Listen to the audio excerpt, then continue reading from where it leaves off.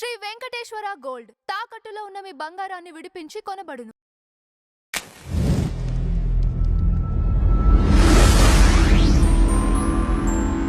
Sir నమస్కారం. శ్రీమాత్రే నమః. సార్ అమావాస్య రాబోతుంది.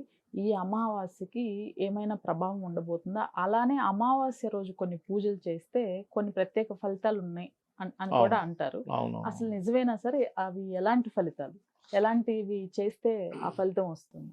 ఒకటేంటంటే అమావాస్య అనేటువంటిది ఒక డిఫరెంట్ ఎనర్జీ, అంటే ఒక మంచి ఎనర్జీ ఉండేటువంటి సమయంగా చెప్తారు శాస్త్రాల్లో. కొన్ని సాధనలు కూడా అమావాస్య రోజు చేస్తారు.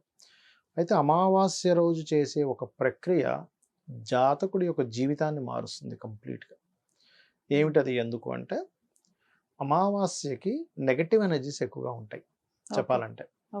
అంటే మనకి చూడండి, రాత్రి అయితే చీకటి పడ్డప్పుడు ఎలా అయితే నెగటివ్ ఎనర్జీస్ ఉంటాయి, అందుకే మనకి ప్రతి శ్మశానంలోని శివుడు యొక్క బొమ్మ ఉంటుంది చూడండి, అక్కడ శివ విగ్రహం, శివలింగం ఉండడం లాంటివి జరుగుతాయి. ఎందుకు పెడతారు అక్కడ శివుడిది? శ్మశానంలో పెట్టడం ఏమిటి అనిపిస్తుంది.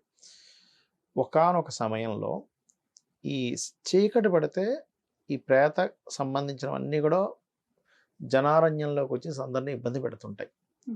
అప్పుడు బ్రహ్మగారు వెళ్ళి శివుణ్ణి వేడుకుంటారు, స్వామి ఇలా పరిస్థితి అంటే.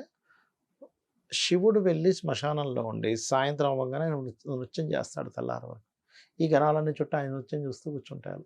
గెటు పోవి అంటే ఆయన నృత్యం కంటే ఇంకా గొప్పదే ఉంటుంది. అందుకని ఆయన అక్కడ ఉంటారని చెప్తూ ఉంటారు. అయితే అమావాస్యకి పితృదేవతలకి సంబంధం ఉంటుంది. పితృదేవతల కోసం అమావాస్య నాడు ఎవరైతే స్వయం పాకం ఇస్తారో, తర్పణాలు వదులుతారు, పితృదేవత తర్పణాలు అంటారు, తర్పణాలు వదులుతారు, వాళ్ళకి ఇప్పుడు కొంతమంది జాతకాల్లో ఏంటంటే మనకి పిశాచ బాధలు అని ఉంటాయి. పిశాచ బాధలు అని అవి ఎలా అంటే కుజుడు రాహువు, రవి రాహువు, లేకపోతే శని రాహువు, నీచపడ్డ గ్రహము రాహువు, ఇలా పాపగ్రహాల సంబంధం ద్వారా వస్తుంది పిశాచ బాధలని. ఆ పిశాచ బాధలు పడ్డప్పుడు ఏమవుతుందంటే, ఆ కాంబినేషన్ వచ్చినప్పుడు ఈ అమావాస్య సమయంలో ఆ ఎనర్జీస్ వీళ్ళకి తొందరగా కనెక్ట్ అవుతాయి.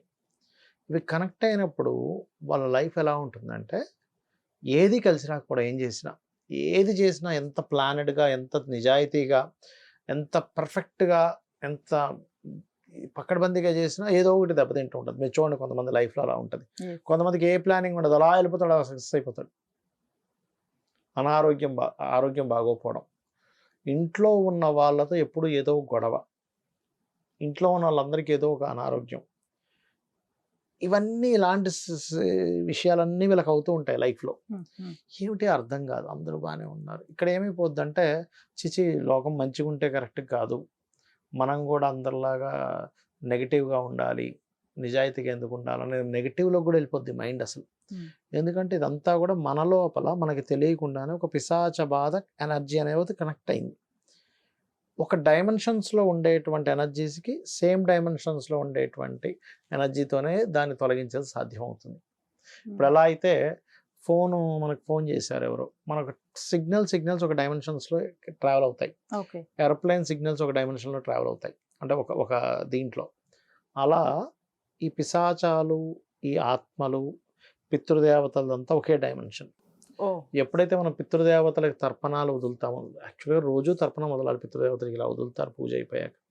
ఇది దేవతలకు వదులుతారు, సప్త ఋషులకు వదులుతారు, ఇలాగ దేవతలకి సప్త ఋషులకి, ఇలాగా దివ్య మనుష్యులకి అండ్ ఋషులకి వదులుతారు, ఇలాగా అగ్నిదేవుడికి వదులుతారు, ఇలా పితృదేవతలకు వదులుతారు, పితృదేవత తర్పయాన్ని వదులుతారు. అలా ఎవరైతే నిత్యము పితృదేవత తర్పణం వదులుతారో వాళ్ళకి కంప్లీట్గా సెక్యూరిటీ, అంటే వాళ్ళ నుంచి రక్షణ ఉంటుంది. పితృదేవతల నుంచి రక్షణ ఉంటే ఏమవుతుందంటే ఈ నెగటివ్ ఎనర్జీస్ రావడం అనేది తగ్గుతుంది. అందుకే మన వాళ్ళు పితృదేవత అనే ఒక కాన్సెప్ట్ ఉంది మన దాంట్లో. అసలు ఎవరికి లేదు, అది మన దాంట్లో మాత్రమే ఉంది, వేరే వాటిలో ఏంటంటే రిప్ అంటారు, అంటే రెస్ట్ ఇన్ పీస్, చనిపోయిన వాడు అలా పీస్ రెస్ట్లో ఉంటారు. మరి ఈ దెయ్యాలు, ఈ భూతాలు, లేకపోతే ఈ ఆత్మలన్నీ ఎక్కడి నుంచి వచ్చాయి మరి? అంతే కదా. పితృదేవతలు అనే ఒక కాన్సెప్ట్ ఉంది. కాకపోతే ఏంటంటే ఇది ఎవరైతే చేస్తూ మధ్యాహ్న సమయంలో 11:30 నుంచి 12:30 మధ్యలో చేస్తారు ఈ దానాలు ఇవ్వడం, తర్పణాలు వదలడం, ఇదంతా కూడా. అదే రోజు రాత్రి సమయంలో లలిత అమ్మవారి యొక్క స్తోత్ర పఠనం చేస్తారు, లలిత చేస్తారు పూర్తిగా.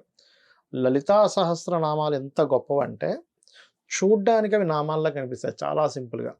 ఆ నామం లోపల బీజాక్షరాలు దాగి ఉంటాయి. అంటే మాలామంత్రములు అంటారు. లలితా సహస్రనామం కూడా మొత్తం మాలామంత్రం లాంటిది. అంటే 1000 నామాలు కలిపినటువంటి ఒక మంత్రం లాంటిది. అలా ఎవరైతే దాన్ని కంటిన్యూస్గా చాంటింగ్ చేస్తారో ఒకవైపు ఏమైంది, ఎటువంటి నెగిటివ్ ఎనర్జీ రాకుండా పితృదేవతలు కాపాడుతున్నారు. పాజిటివ్ ఎనర్జీ వీళ్ళలోకి వచ్చింది లలితామో. అప్పుడు మీరు అమావాస్య రోజు ఈ 2 ప్రక్రియలు చేసి ఆ నెలంతా చూడండి ఎలా ఉంటుంది, చేయకుండా చూడండి ఎలా ఉంటుంది. చాలా చేంజ్ ఉంటుంది. అది right sir, thank you so much. శ్రీమాత్రే నమః.